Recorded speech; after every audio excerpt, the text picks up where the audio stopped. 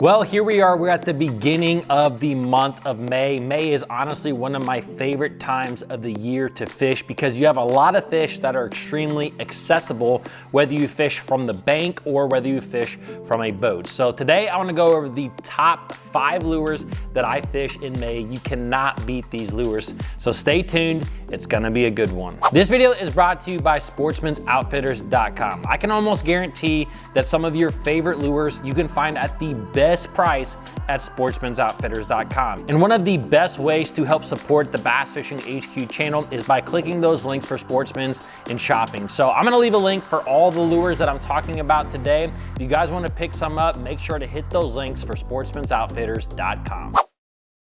I'm going to save my very favorite lure for last, but before we get into the lures, I really want to talk about what kind of goes on in the month of May, because obviously, depending on where you live in the country, it's not all going to be the same. A lot of places in the South, for instance, you have a lot of fish that are actually just coming off beds and they're starting to make their way out into deeper water. Now, up in the northern part of the country, you're going to have a lot of fish that are actually still in that pre-spawn phase, that are actually getting ready to move up shallow and on beds. But one thing that is fairly consistent no matter where you live, a large portion of the bass are actually in shallow water during the month of May. So a lot of the lures that I have here are kind of all catered to shallow water fishing. And I'm gonna go ahead and start with one of my favorites off the bat, and that is a tube. Something that I really like to do when the fish are shallow is flip and pitch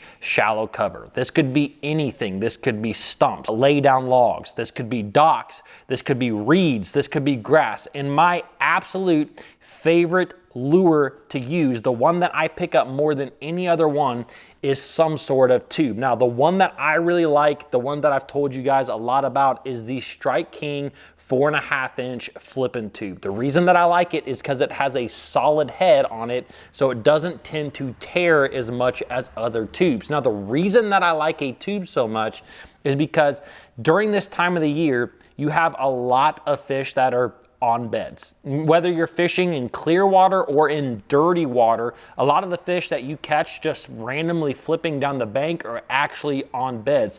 And the best thing about a tube is that if you put a pretty light weight on this, for example, like a 1/4 ounce weight, you can actually pop that tube and it will basically shoot off the bottom and fall back almost into the exact same place. So you can actually keep a tube in the fish's strike zone for a lot longer than you can a lot of other plastics on the market. Now, the other thing that I like about the tube so much is that just not as many people are fishing it in shallow water. I think that a lot of people have gotten away from it. You don't hear about it as much, but still some of the best professionals on the Bassmaster Elite Series or Bass Pro Tour will still flip and pitch tubes. We see Jason Christie doing this all the time, and he is absolutely one of the best. So if you guys want a good tube, I would definitely suggest looking at the Strike King flipping tube. It's a really good bait. Now, moving on to lure number 2, and this actually may be my second favorite, with the last one I'm gonna talk about being my favorite,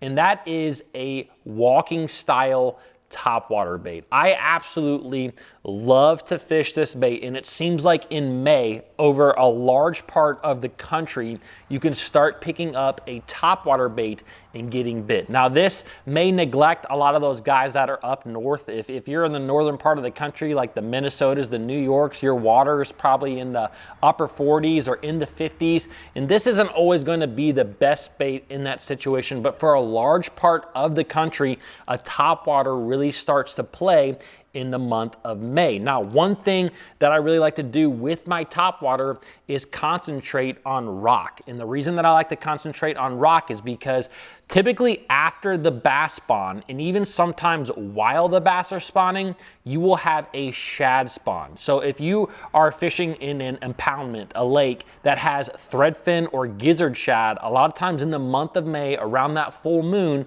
those shad are gonna come up shallow and they're going to spawn a lot of times on rock. They will also spawn on other hard objects, especially docks. So I really like to concentrate on rock and docks, and this is the #1 bait that I'm going to pick up. A lot of times you're going to see the shad. You will visibly see those fish in the water. But the thing is that even if you are not fishing around a shad spawn, this is still a really good lure to just pick up and cover a lot of water. The thing about bass in May, no matter where you live in the country, a lot of them are in less than 10 feet of water. Even some of the ones where you are down south, where those fish have started to move off, some of the first places that those fish are kind of moving to are those really long tapering points that extend out into the main body of water. Now, these points, even though they extend way out, sometimes they're only 7, 8, 9, 10 foot on top. You may be out in almost the middle of the lake, but you're actually only sitting in about 10 feet of water. And on the end of those points, sometimes you're gonna have grass, sometimes it's just gonna be rock or clay, sometimes you'll have some scattered brush piles or stumps. That is a place where I'm gonna pick this bait up, cast it over that object, whatever it may be, and just work it across the surface. You're going to get some massive explosions. This is one of my favorite times of the year where it seems like you can catch a lot of really big fish with this walking style topwater. Now, one of my favorites, probably the most consistent that I have found, no matter where I have been, is a Strike King Sexy Dog. This is just kind of my go-to bait. I have other topwaters that I like a lot, like a Evergreen JT 115 or a Spook Junior, but it seems like when I go to a new lake, one of the first baits that I will pick up is this Sexy Dog. It's just a very consistent bait, and I really like the one that has 3 hooks on it. There's a 2-hook version and a 3-hook version. I throw the bigger one, the 3-hook version, probably 90% of the time. So if you guys are looking for an explosive bite, don't forget about the walking style, the Sexy Dog baits. Now, moving on to lure number 3, this is actually another Texas rig bait, but this one in particularly is a bigger worm. Now, this one right here is the Zoom Magnum trick worm, and I use this in a little bit different situations than I use that tube that we talked about earlier. A lot of times when I'm fishing the tube, I'm in shallow cover. When I'm fishing this bigger worm, especially this Magnum trick worm, this is when I'm kind of casting onto objects where I think the bass are kind of going in that post spawn. So this may be a grass point, or this might be a stump that is on a creek channel swing bank, or anything that's kind of in a little bit deeper water. That is when I pick up the Zoom Magnum trick worm. Now, you can rig this bait a lot of different ways. You can put it on a big shaky head, but what I like to do is simply Texas rig it. And I love doing that because there are a couple lakes around me that have a lot of grass in them, and that Texas rig just comes through the grass so nice. And this is a great way to catch not only big fish, but just a lot of fish. You will, a lot of times looking at these bigger worms, this one's only 7.5 inches, but even like a Zoom Old Monster that's 10.5 inches, I think a lot of guys think that they're not gonna get a lot of bites, but I have seen days out on the water where you will get more bites with a big worm than you will with a little worm like a shaky head. And the reason that I like that bigger presence is because a lot of times I'm targeting female bass with this worm. Those are the first to kind of move out off the bank and onto kind of that offshore structure and cover. And those female bass, they are looking for a bigger meal. They're looking for something where they can kind of recoup some of their energy. And if they can take advantage of a big meal really quick, then they don't have to go out there and chase a bunch of little things around and waste a bunch of energy. So showing them a bigger presence really helps me to get some big bites on this worm. And that actually brings me to May lure number 4, which is a bigger swim bait. The thing about big swim baits is that they are a very conditional bait, but when the conditions set up for these lures, it is one of the best chances you have at catching the biggest bass that live in the lake, river, or pond that you are fishing. And during the post spawn, what I really look for with these particular lures is clearer water and wind. Now, when I say clearer, I don't mean it has to be 8 foot of visibility. I just like to have a little bit clearer water. I'm not gonna fish these baits in really muddy water.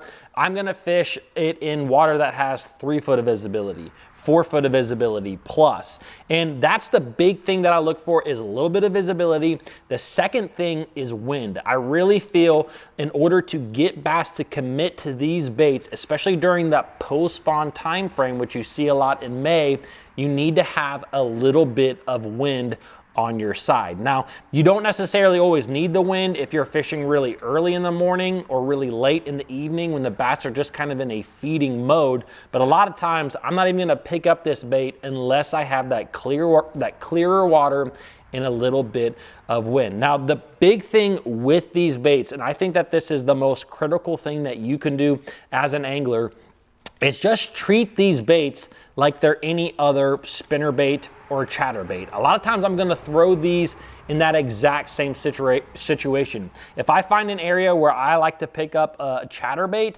I'm gonna pick up one of these baits instead and just use it in the exact same areas. Now, the big thing, especially with these baits, is that they have a lot of treble hooks. They're not always gonna come through wood cover like a spinner bait will.